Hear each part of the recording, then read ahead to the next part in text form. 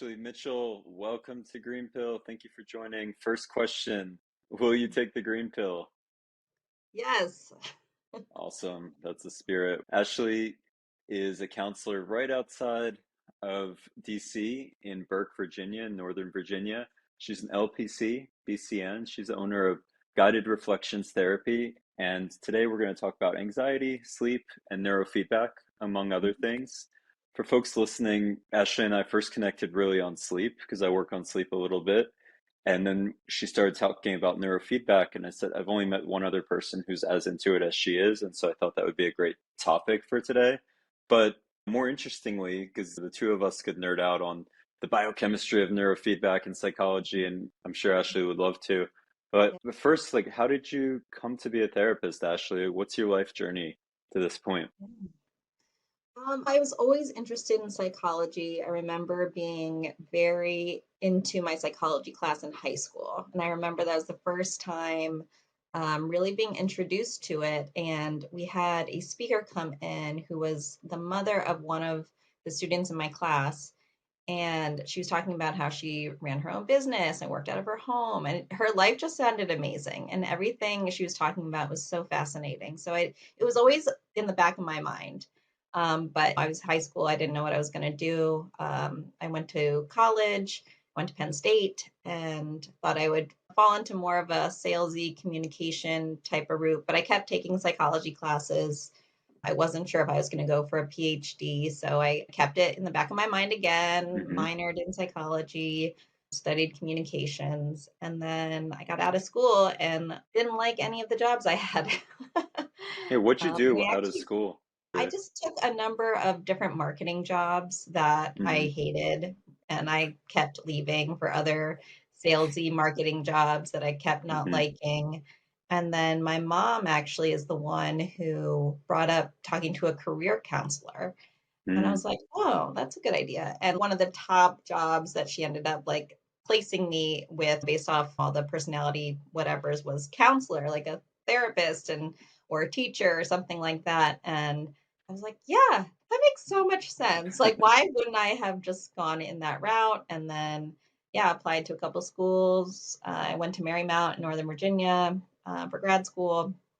And yeah, that's just how it got started. And that's actually where I learned about neurofeedback as well, because not because anybody was teaching anything about neurofeedback, had Hmm. never heard of it in my life.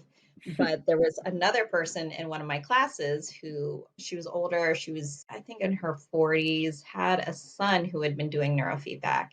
And she became obsessed with neurofeedback. So she started doing presentations in various grad school classes. And I was just hooked after that. I was just like, this is the coolest thing I've ever heard of. She gave me the name of the place where her son was doing neurofeedback, and I just cold called them after I graduated and was like, can I come work for you? Amazing. How did This that sounds call really go? cool. Like, what'd you say? You picked up the phone and said, "Hey, I heard about you from X and X, and I love what you're Yeah, doing. I just graduated Marymount. yeah. I was like, Do you can need you any use help?" me for anything? I'm also a counselor, and they also did therapy at the place I worked. It was called the Hmm. Better Brain Center. It's not around anymore, but they had therapy as an option and neurofeedback as an option. And I lucked out because my my boss at the time, mentor, owner, all of the things, she actually was also doing supervision. So I was able to get Nice. dual supervision in neurofeedback and therapy, which went towards my licensure and certifications, which was just unheard of, basically. It's so hard for people coming out of school to get supervision like that. So I'm Like lucky. double, yeah, Yeah. double Mhm. supervision. And Mhm. what qualifications does one need for providing neurofeedback?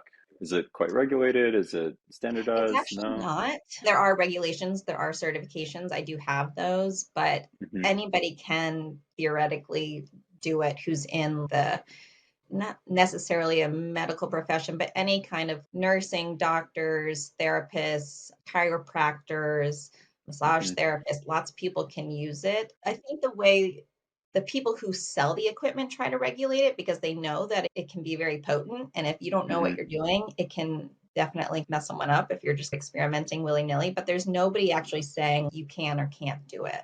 So I would suggest if So it might anybody come is down the looking for pipe. neurofeedback, make sure the person has some training at least, Hmm. or some Hmm. supervision or something, because there's a lot to learn when it comes to neurofeedback for sure. And it sounds like, yeah, it's not super regulated. It's a little newer in terms of modality, as far as modalities go. And what got you so excited about it? What was the story of that woman's son? Yeah, so one actually was sleep related. Her son actually was had ADHD and it was very effective for his symptoms, whereas medication had not been. But what I was really excited about was sleep. Mm. My parents both had really bad sleep issues growing up, and I was always terrified that I was going to one day have these really bad sleep issues. And my sleep was off here and there. And when you're in high school and college, you don't know how to regulate your sleep. You don't know what's healthy, not healthy. You're just doing what you do. And my parents, no offense to them, I love you, but they they didn't know, how to have good sleep. They didn't know how to have good sleep hygiene, and they were both on pretty heavy medications at different points in their life, and it scared me. It made me nervous just from being in the field and learning about the medications they're on and seeing how long term it was. I was like, I need to find a more natural solution to this problem so people aren't just relying on meds Like because it's not Ambien always and what effective. have you. Yeah, and Yeah. they have some, I'm not going to, yeah, proficient enough to say the downsides, but from what I've heard, being on such meds for some time, it's almost as if you sleep, but the sleep is not as restorative. So your brain doesn't get the Right. brain waves don't change as much as they would. You wouldn't get Hmm. deeper into the delta waves, etc. Yeah. Fair to say, more or less, from your Definitely. And I knowledge? would say there's also side effects for during the day afterwards. If you're still lingering on these sleep meds, it can be really hard to wake up in the morning. It can make you have low motivation. It can make you sluggish. It can make you even have a little bit of that depressed feeling, not because you're necessarily depressed, but because you're just sluggish. And it's Hmm. hard to get things done. And then that doesn't feel good. There's other ones too. It just depends on there's so many out there. It just depends on how your body responds to different meds. So. And we'll touch probably a lot on sleep this episode, and we can take it where we want. Did you Yeah. ever get your parents' sleep issues touched on with your own work? Yeah. Oh my Yeah. So God. when I So started working at the Better you, Brain Center, I uh-huh. brought them both in. So they both have had How did neurofeedback. you convince them to come in? By the way, the genesis of this podcast initially was how to convince your family to be healthier. That was green pill in a Oh, nutshell. Take the green pill. And because I've yes. had challenges myself, mostly just self-regulating, trying to control the people around me as like a health nut and be Yeah. like, "Oh, you could be moving more, you could be eating better." And it's first of all not my journey, but how'd you convince them to come in? I think I'm very lucky because both my parents, my mom actually passed a couple years ago, but Uh, both my parents were very open just to anything. My parents are wonderful. My dad now too, just very open to learning, trying new things, like holistic approaches. My mom was all about trying the vegan route, trying the vegetarian mhm. route, reading. Like she was very open. She was the one who suggested I go to grad school for therapies. And they wanted to get off meds. And I'm not saying Uh, they completely did get off meds, but they got some help. mhm. And it was really good. Learned a lot. I've learned a lot. I've been able to pass it to them when they're open to my suggestions. But they've always been really open to learning, which is huge, I think. And so them being open people and sorry to hear about your mom. I have, Yeah, also lost my mom, so I can, empathize. And for you, it's just been a few years, so it's, yeah, can be rough, I know, and you're young. With that said, I would just reflect that my parents are also open to learning, but they do not want to hear it from me. And so mhm, it sounds like for whatever reason, whatever yeah, combination of the last 20 or 30, 20 or so years that you and your parents, they were open to mhm, coming to see what you were yeah, doing. yeah. And so They you were brought always them open in to to new treat things. them, or yeah, I didn't, but my colleagues your would. colleagues did. Okay. Yeah. So that would have been a conflict of interest there. Yes, But good point. yeah, but my colleagues did, and my boss at the time, they did some brain mapping, looked over the brain and things like that. But it was hard because they live in Maryland and I was in Virginia. So getting Hmm. over to my side wasn't easy. And I don't think either one of them did it long enough to see lasting effects. They both Hmm. improved in the Hmm. end, and I think they realized I need to at least try other things too, just to maybe not be so reliant on meds, but Hmm. the location made it a little difficult to keep up with the treatment. Hmm. So, And maybe you could just, for folks listening, and we can add this in, to the beginning of the podcast too, is what is neurofeedback? How does it help sleep? How long does it yeah, take to see yeah. results? And Hmm. what other adjunctive therapies do you bring alongside it? So let's start with what is it?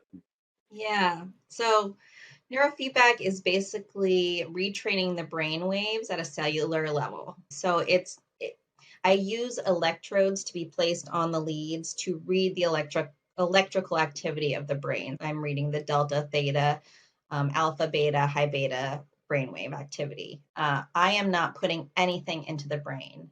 I am just reading the brain waves and helping to retrain using operant conditioning, basically positive feedback that the brain picks up from with the protocols that are set.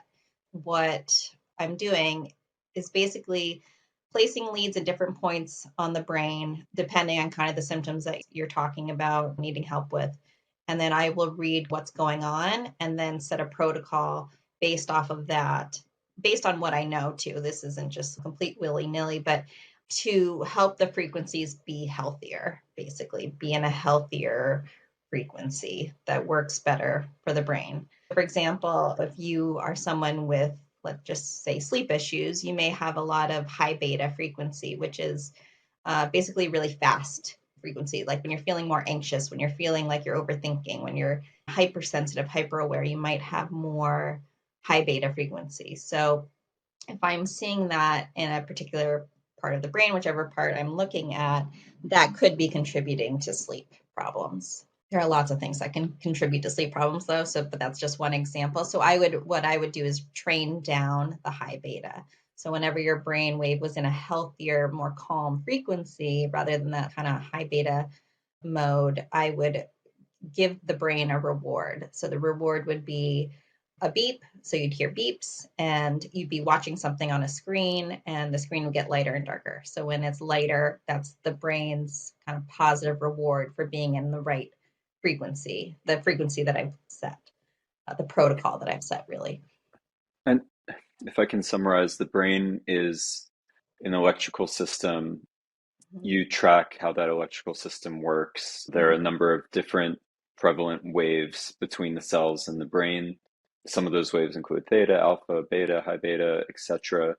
Mhm. In someone experiencing sleep issues, they'll present with certain a preponderance of certain waves which are more than someone who doesn't have sleep issues. Based on your intuitive feedback, your experience, and your education, you will Yeah. then design a program, like we could say a personal Mhm. brain trainer, what you'd call a protocol, and the individual would come to your office, have the electrodes placed on different parts of their brain, and Mhm. not be stimulated, but instead engage in some sort of visual, auditory, or touch based practice. And you, as the feedback provider, would read the waves as they respond Mhm. to the protocol and reward the individual or disincentivize the individual with certain noises or other stimuli. And by Mhm. virtue of this, the brain would adjust its patterns over time. Correct. Exactly. Exactly that. Yeah. Awesome. And for sleep, we can start with sleep, but how many sessions might that take? And I know it takes some. It so it totally depends on the person, but if you're going into any neurofeedback clinic, you would probably hear it would could take you could see results in 5 sessions, but you would still want to stay for at least 20, 40, maybe 60 sessions because Hmm. you're not just fixing the problem right now, you're fixing the problem long term. That's the point is to be able to leave after, the 40 sessions and say, I should be pretty good now. I mean, I shouldn't have to come back over and over the rest of my life. That's definitely not the point of neurofeedback. And the point of neurofeedback is to retrain the brain waves to be in a healthy frequency, to talk to each other better, to respond to stressors better, just to create this new neural pathway that works better in your body and works better in your mind. Granted, there are people that may need a little bit longer. There's people that may need a little bit shorter. There's people that may need touch ups, little boosters after a month or two. It just depends on the person. All of our bodies and brains are different. So it's really hard to say, no matter what, I'll fix you in 10 sessions. There's no guarantee. It's Hmm. definitely an art. And what one sleep protocol may work for one person may not work for another person who's experiencing the exact same symptoms because of whatever's going on in their life, how their brain looks, how their body responds to things. It's all relative. So I do think therapy also helps to do in with neurofeedback because things can come up that maybe have been suppressed, repressed, pushed down, lifting the veil. And so therapy is one of the adjunctive services that you provide and Mhm. recommend Yeah. next to neurofeedback. And Mhm. for folks listening who are considering coming to see you or considering coming to see another neurofeedback provider, they found this on YouTube. Yeah. They might be saying, it seems like it could take 20 to 40 to 60 sessions. Mhm. And you've probably had this conversation 100 times. Do you give them a range and you say, listen, your time investment and your money, your monetary investment will be somewhere Mhm. between these two? Yeah. And how many times a week? I think it's like It's often, right? when I start with people, I say at least twice a week in the beginning. Twice a And part week. of the reason is because we don't know exactly how you're going to respond. Mm, So it's definitely a collaborative effort. I need to see you frequently enough for you to be able to tell me how this protocol worked for you. I may mhm. see the numbers on the screen, but that's not going to tell me how you feel. So I really and it can be hard if there's too many days in between to remember exactly how you feel after a session. And it's also going to the gym for your brain, if you think about it. It's working new pathways, and that Mhm. takes time and it does take effort. So I only see people who are very aware of the time commitment, the expense, because a lot of insurance companies don't pay for it. I do. I'm lucky enough that I'm in network with Care First, Blue Cross Blue Shield, and some of their plans will cover it. So a Mhm. number of my clients have been able to use Technically that, which cover is wonderful. But a all lot the of sessions, right? More they of the whole will, program. yeah. Yeah, But a lot awesome. of providers don't take insurance Hmm. or even know that's a possibility. Hmm. That's a big piece of it too. But it is a commitment. And I do always say 40 to 60 sessions. Good. But I'll be Yeah, honest, a lot of my clients don't want to even stop a lot because of they feel times so much better, because they really. feel so good. They feel like, oh my gosh, they don't want to let go of it. Even though I'll be like, let's try every other week. Let's just Hmm. see how you Hmm. feel. And if it lasts, great. They feel a little bit more comfortable saying, okay, maybe we can try once a month Hmm. and maybe once every other month. And they're still feeling the positive benefits. So it's they can trust, okay, I've actually helped myself by doing this.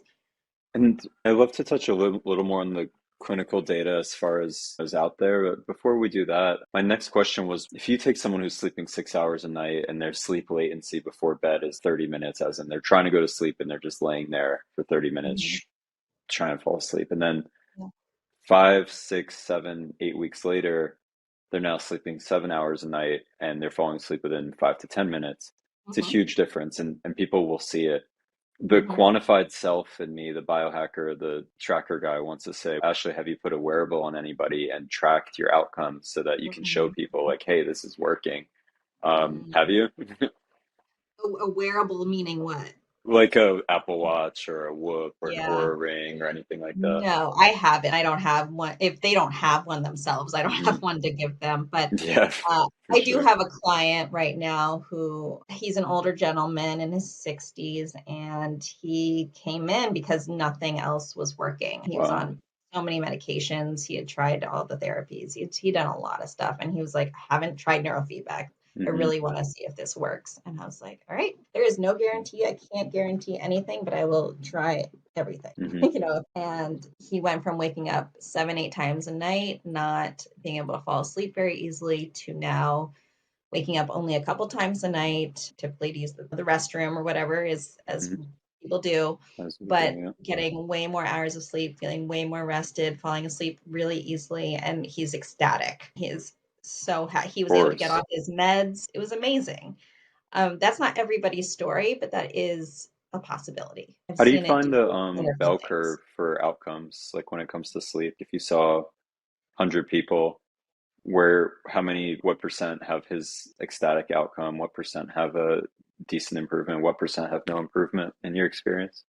Gosh, I've never actually quantified it, but I would say I've, in my experience and what I've seen, not just sleep, but whatever Hmm. people are coming Good in point. for, I don't think I've ever seen someone not improve at least a little bit. Hmm. I would say it can help.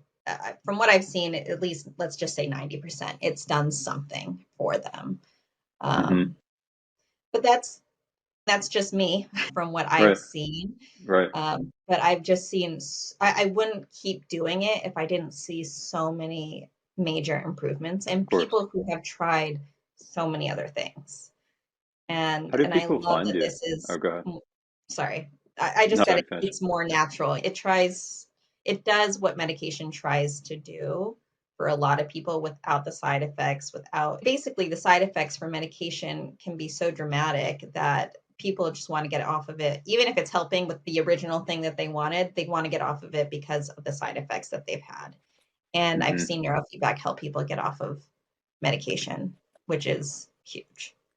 Yeah, sorry, what was your other No, question? no, I'm glad you continued because I don't know if people always think about something with electrodes on their brain as natural. Yeah, And right. even I didn't, to be Yeah, honest. But when you said that, oh, it actually is, right? yeah. Nothing's going into the brain at Nothing's all. going into the There's brain at all. no, it's not like TMS therapy where there is actually electrical energy going into your brain, which also can be very effective. But this is very concentrated to the individual. So I am not going to do, I said kind of earlier, I'm not going to do the same protocol on you that I would on somebody else. It is very specific to your brain.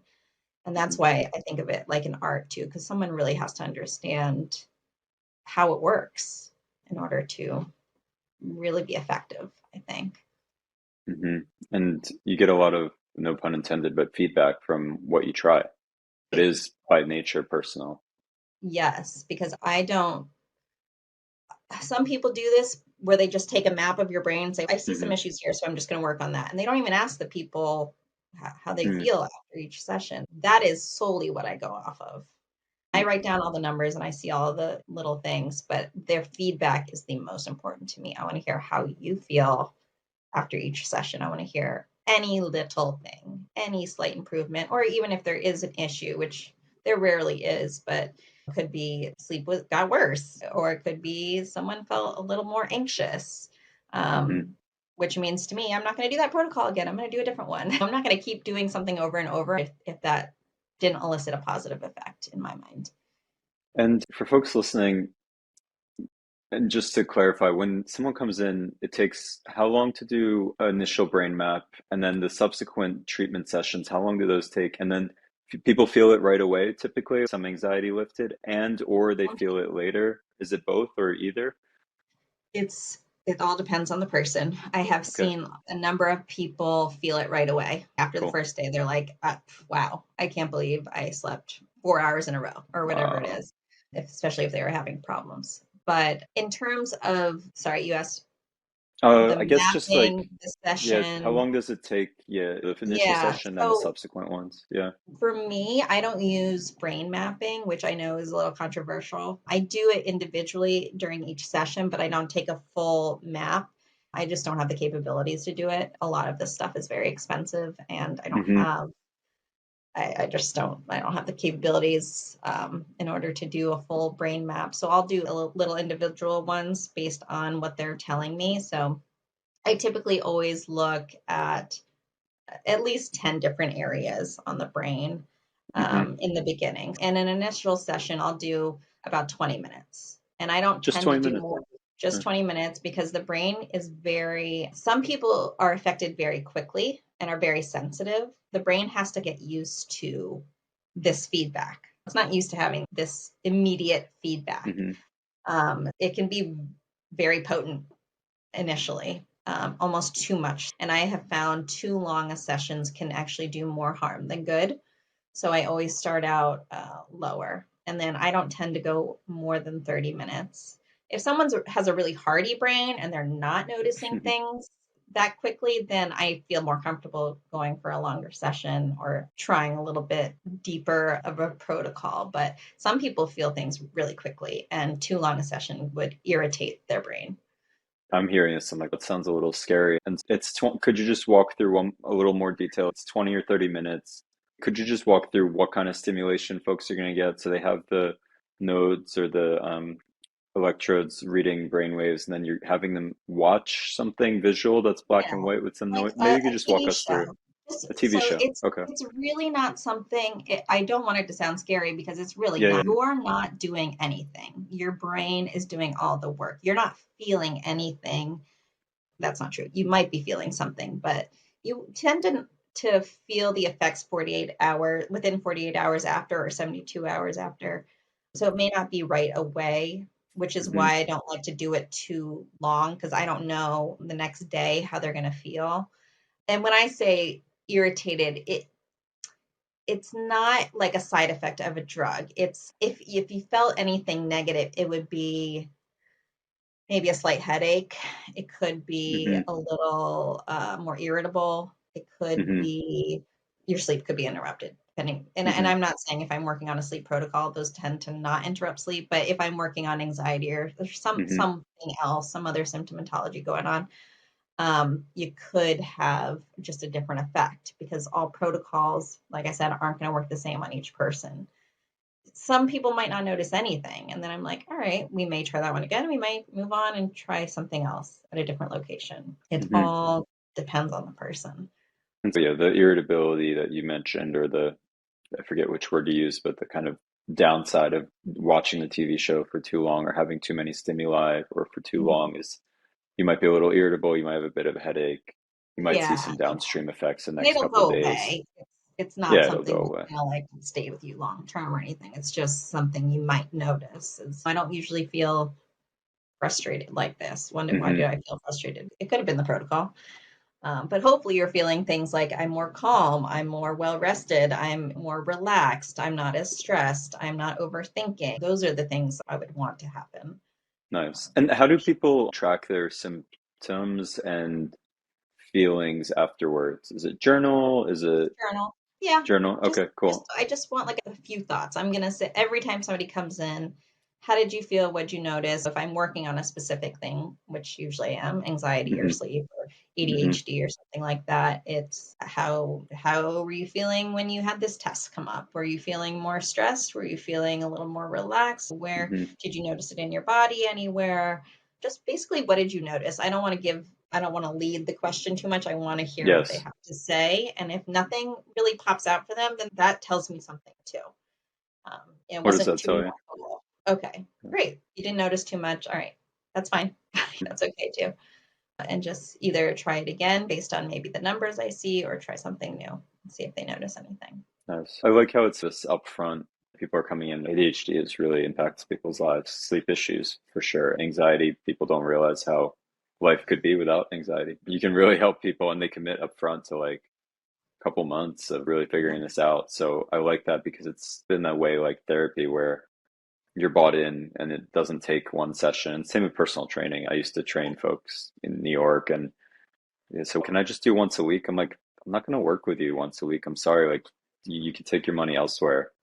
Mm-hmm. It just, it's, you're not going to see any results. And therapy, neurofeedback, personal training, it's all similar in that regard, where they take some work, they take some effort, some journaling, right? Some Mm-hmm. attention to Mm-hmm. themselves. Because otherwise, if they don't pay attention to how they feel, they're not going to really track the value of their investment and really see the outcome.